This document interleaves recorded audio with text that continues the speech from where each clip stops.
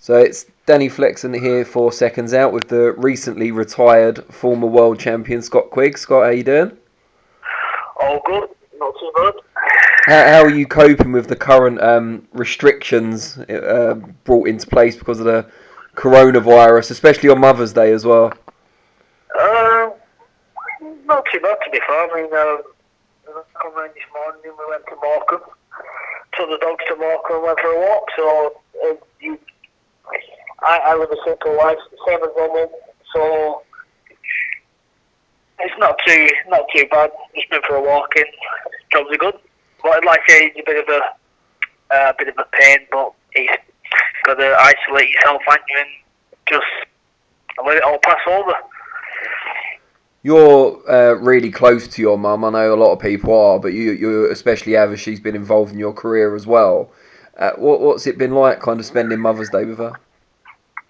Yeah, I mean, to be fair, I'm close with her. Ever since a kid, to be honest with you, she's supported me, let me drop out of school, and then all the way through my career, she's been by my side. Obviously, she hated when I was fighting and that, but when I was training, she was always there. She always knew what I was doing, so she always knew how hard I prepared and how much preparation I put in. So when she seen all that being around me, seeing how hard I worked and how dedicated and how disciplined I was, that minimised the worry as much as it possibly could. So she won't worry as much more. So when I'm in the ring fighting, she knew how I prepared, and so even though she was still worried sick, she knew that I was ready to go to battle, and everything was, most of the time I was going to come out the winner, as I did.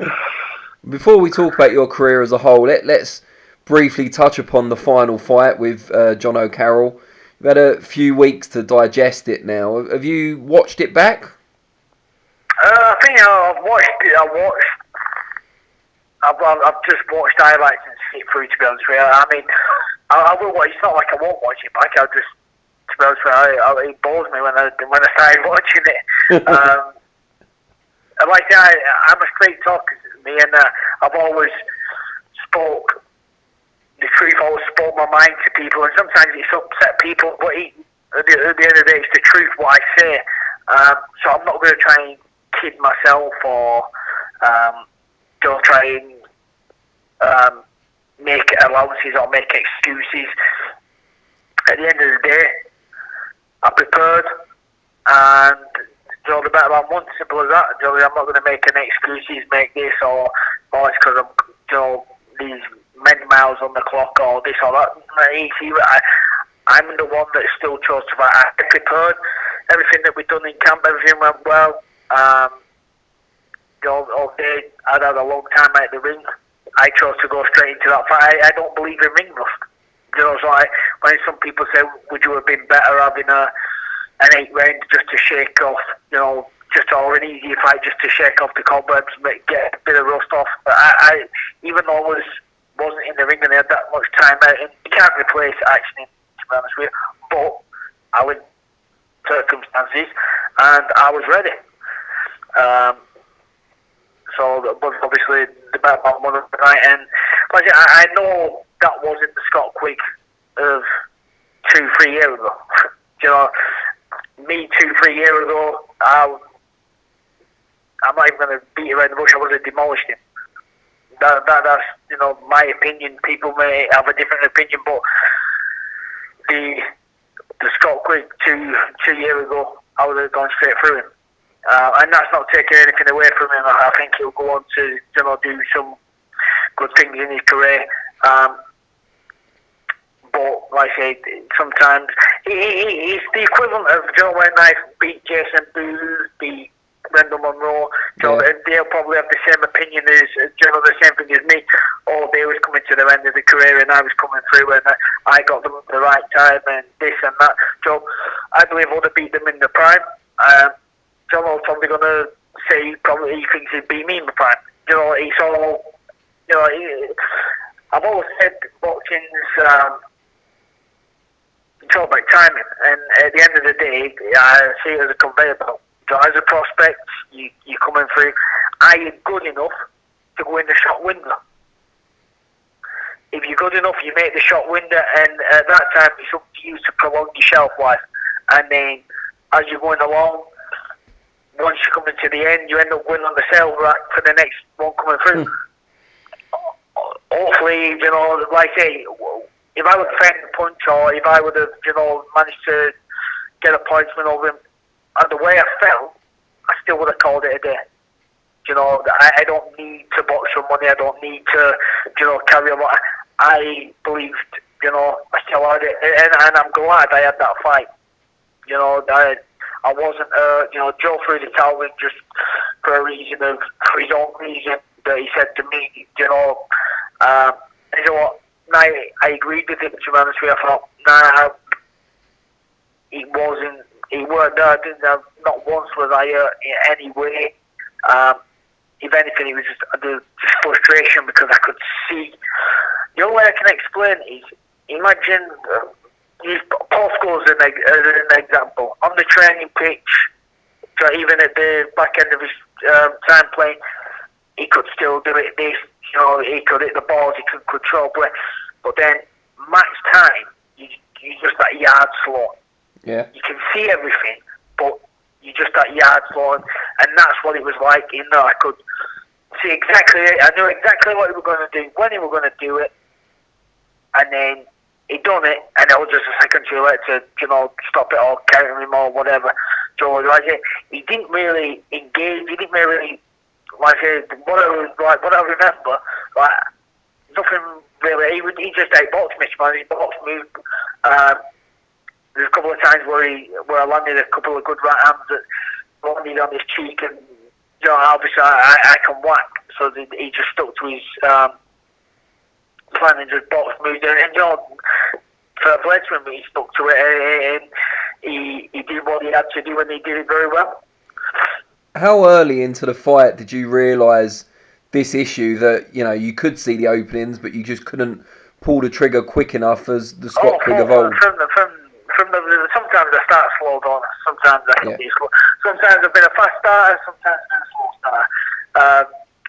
So obviously he was going, and then from the fourth round onwards, I thought this is going to be a long night. I still believed I was going to win. I didn't think I was going to catch him and grind him down, and, you know, I didn't think I was going to stop him, to be honest with you. But I just thought it's going to be a long night, and he's not going to be easy, as in landing the shot. I just needed. I was, you know, thought, now I'm going to have to grind him down here. I'll just get my distance, get close enough to, you know, cover the gap and start to, you know, land because my distance and time. To be honest with you, the way I felt, there was more chance of me knocking someone out in the front row because I was winging that and missing that by that much. You know, I probably had more chance of knocking someone out in the front row. So it was frustrating because I could see the shot to throw. I knew what he was going to do, and when I did go to land it, I'll go to throw. He was already gone, and that's why he was just frustrating more than anything, because I could see what I needed to do. I know what I wanted to do, but I was just a second behind. When Maybe Joe, 2 seconds behind. yeah, when Joe threw the towel in, I imagine initially you were pretty annoyed, knowing the pride you've got. But did you come to terms with what he'd done quite quickly? No, I was fuming. At the time, I was fuming. You see my fingers in, because I was thinking, I hope he's not stopped this fight thinking I'm getting up. As we know, you know, and not taking nothing away from him whatsoever, he can't crack an egg. Not once did I actually feel anything. So I was more fuming, thinking, you best not have stopped that, thinking, I'm getting up. So I could have done another 20 rounds, conditioning wise, fitness wise, you know. But hey, don't get me wrong, I'll probably still be there now swinging and missing. But no, and then obviously you see me put my glove over him there because I don't want anyone knowing what I'm saying to Joe or whatever. And I just said to him, you best not have stopped that, thinking I was getting hurt.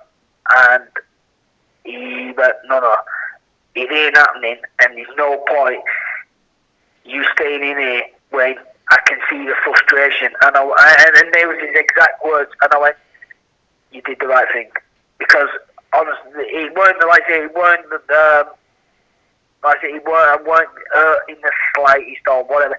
I was just frustrated and thinking, I ain't gonna. I'm miles away, you know. So I would have just been staying in for the, and it was just would have been. I would have been getting more frustrated and frustrated. And even though he was, what was it, a round and a half left, he was pointless, you know. And fair enough, I respect Joe massively, and I'm not gonna argue with what he did. Like I said, I just ask him to train me for this fight. I didn't think it was going to be the last one. I didn't think I was going to win, but I wanted to. I'm glad.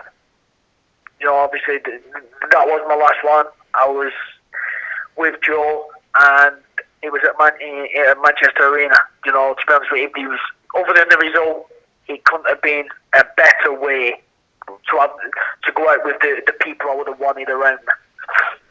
How soon after you were pulled out did you think this is the last fight? I knew Joe in the fight when it probably got to about round 8, round 9. I'm thinking, unless I landed, I knew even if I would have landed that one shot that would have turned it from round 8, round 9, I knew that was it, because. But I still believed I was going to win. I still thought I was going to. I still didn't lose belief any way, shape or form, other than probably from, say, back end around 10, I'm thinking, he's just going to get on his bike now and, you know, if anything, and move it, you know, so I'm going to struggle to close this gap now as it is. Even if it, like, it was from about round 8, round 9, I still, even if I would have landed that shot and took him out, I still would have called it a day. Because it just wasn't there. You know, and I'm fortunate that I do not have to carry on for money, or I wouldn't have had to, you know. And at the end of the day was when you see things, people ain't getting injured. Boxing is a dangerous sport. But you know what? He's given me the life I've got. He's given me everything I've got now. Set me up for life. He's, you know, and I've travelled the world, so I boxing, you know, I'm grateful for what boxing's given me, and but at the end of the day, boxing takes no prisoners, and if you stay in there too long, or if you stay around too long, you know, you get added to a list where it gets the better of you, whether that's financially, whether that's health-wise, whether it's relationships, whatever. You know, you stay around too long and it'll get the better of you. Given you switched from kickboxing or Thai boxing to traditional boxing relatively late on, you had quite a short amateur career as well. Do you think you overachieved? I mean, from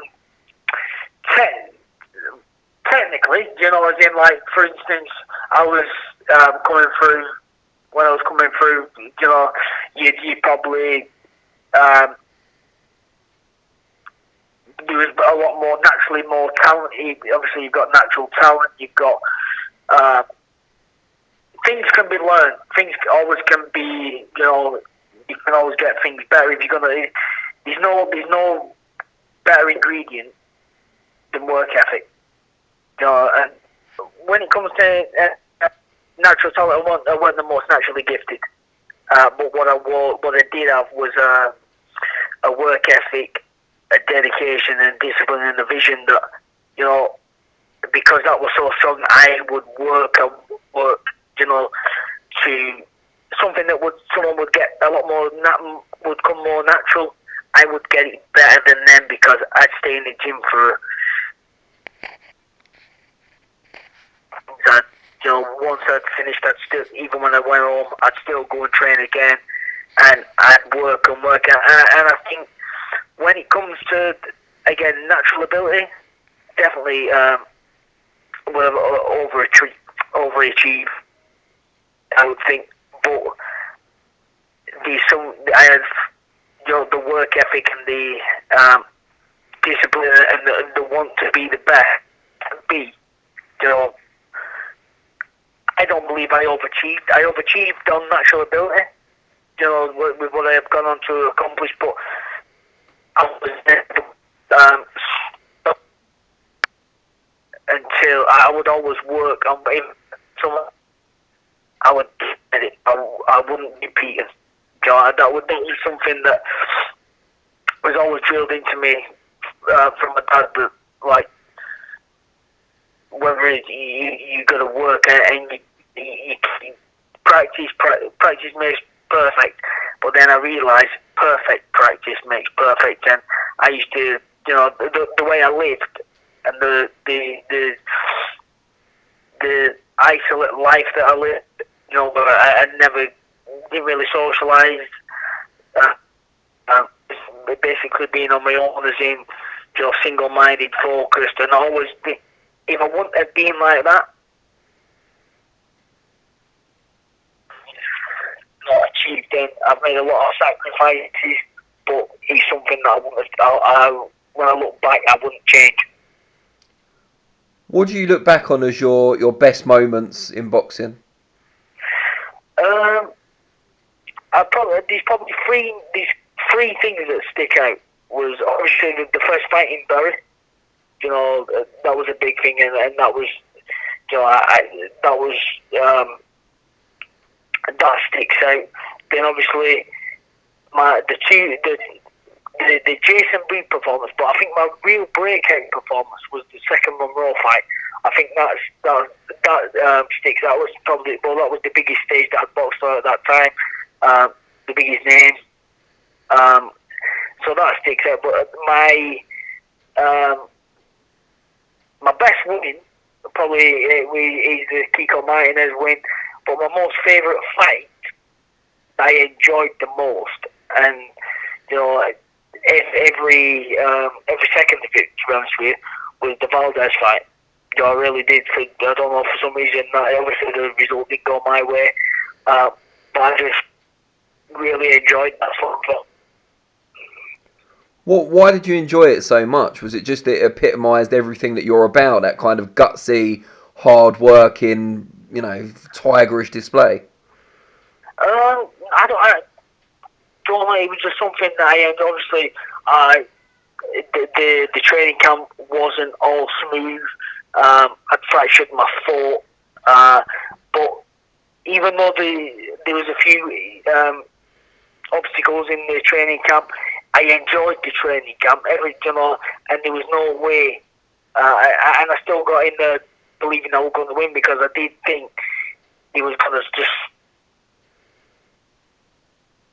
The worst thing that I could have done was actually break his jaw, because when that did happen, he got on his bike and then boxed, and to be fair to me, he boxed very well, and boxed and moved, but it was just something that he was. The whole occasion, to be honest with you, being in LA, outdoors, absolutely pissing down, excuse my language, but it felt like back in Bury, Manchester, with weather and that, and everyone coming over to support it. That's probably my favourite fight, to be honest with you. That one and the Kiko Martinez fights. But like I say, I've enjoyed all my career, to be honest with you, the ups to downs. Because after each thing, I've grown as a person as well. You learn from everything, and I wouldn't change any of it. Yeah, I know. I've seen before you've said that you've got no real regrets, but two quick ones that I wanted to ask you if you ever wonder about. One is that do you ever wonder if what would have happened if Brian Hughes hadn't been forced into retirement and you'd stayed with him perhaps longer or even throughout your career? I did, and I'd say if it wasn't for Brian Hughes, I wouldn't be. I actually ended up being, because, and I don't, many people, thank the previous trainers and everything, but I genuinely, if it wasn't for Brian Hughes, I wouldn't have gone in boxing. So the way he educated me, the way he taught me, the way he taught me how to absorb information, the tapes that he used to get me watching that I carried on from throughout my career. There's certain things that that he did different, and the way he spoke. You know what? He could have said I believed every word he said, and it was being with him from and having the way I can explain. Imagine so you're building a house, yeah. Oh. Solid there, you can build as high as you want. Was if the foundations are shaky, you're gonna get to a certain thing, it's gonna come crumbling down. Brian Hughes had my fundamentals and the foundations set, and they couldn't have been any more solid. And that's why when I did go to Joe Gallagher, he could and he improved me so much, but he had a great starting base from a solid foundation. And obviously when I went to Freddie, and every person that I've been able to absorb information from I've been able to add that to my style, and it's been able to stick because of the way I was educated and taught from Brian Hughes. And so I have immensely massive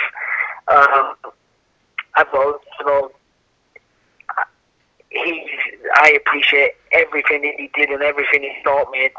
I'm so grateful for the opportunity that I got to have from him to be, to train with him when I was first turning over. And I guess the other one is, do you ever wonder what would have happened if you'd have started your charge, if you like, a little bit earlier against Carl Frampton in that big unification fight? All without a doubt, and again, people think when people ask me and I answer honestly, people think I'm bitter. I'm not bitter. I'm a piece. I know if the tactics would have been what I did, from say round 7, 8 onwards, that fight would have been totally different. It's as simple as that. But like I say, I never got the chance to get that rematch. I believe if I wouldn't have had the jaw broke, I do believe that rematch would have happened, because in the time that I was out, he then by the time I was ready for fighting again, he'd already fought, I think, against Santa Cruz, I think. So he was, that probably didn't help trying to get the rematch and stuff. But like I say, I got the tactics wrong. But like I say, if I would have done what I should have done, what I normally do, I would have definitely. But I believe 100% I would have won that fight. But it doesn't matter me being sat here now or saying if I would have done this, and this. I didn't, and every credit to him. He got, beat Santa Cruz. I had a good, gone on and done a lot more as well since that fighting. He's still going now and he's fighting in it for, what's he called? Is he fighting that? Jamel Herring. Jamel going up 8 world champ. Yeah, he'd be the first one from Ireland. So, no bitterness or no thing. I've crossed paths with him a couple of times. I wish him all the best. And there's no boxing is boxing, and that's how it goes. And just before I let you go, what does the future hold for Scott Quigg? Because you've spent so many years of your life, like the vast majority of your life, dedicating yourself to this sport. Like you say, you didn't socialise much. You stayed at home a lot. You slept a lot. You recovered a lot, and you trained a lot. They were your, the big parts of your life were training and recovery. now that's kind of gone to an extent. What are you going to do with the rest of your life? Good question. Like for instance, like I say, it's since the age of 10. All I've done is train. So obviously, before I was always playing football, but from the age of 10, I've always trained. This is all I've done. I've never, obviously, as I got older, I was always, like I said, training, sleeping, isolating myself, never really socialising. It's only probably the last couple of years where I've actually socialised. Things it is different, even to this day though now. I get up every morning, I go to the gym. So since I've go to the gym every morning, get some breakfast and then go for a walk and get off.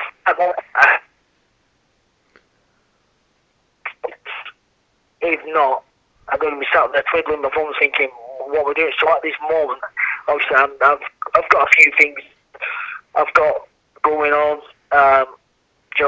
little projects here and there bringing money in, and which keeps me occupied, but it's not really, but once I find something that's going to occupy me, getting a passion to go in there and do something else, then, I'm just going to, like I say, enjoy the other side of life and try and socialise a bit more and just see what it is. But I'm not going to rush into making a decision on doing something. When I actually go into something, I'll give it 100.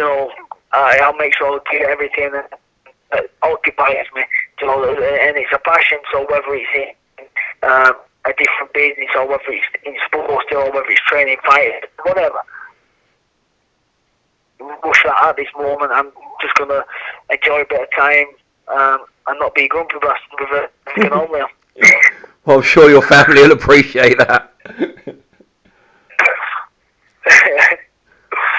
Well, I want to thank you for your time, but also thank you for the career. It's been great to cover. I'm sure I'm not the only one who's been here through the whole journey who'd say that, but you're never in a bad fight really, and just been a really entertaining journey to watch. No, like I say, I appreciate all the time you give me over the years, and like I said, the main thing is I can look in the mirror and I'm at peace with the person looking back, knowing that I give everything that I set out to do. I give it 150%. I couldn't have done any more. I couldn't have achieved any more through putting any more effort in. I really couldn't give any more to boxing, and so I can actually move on and actually find something else that is going to be the next chapter.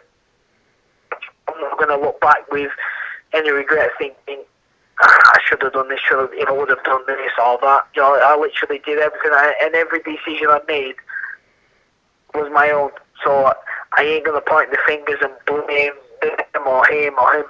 Everything that I did, I was made my own decisions. I negotiated my own purses and certain things like that. So I have nobody to blame. Nothing for anything. I took control of my career, and it's something that I'm proud of, and I think I've done a good job. Well, yeah, I agree. You can't ask for much more than that.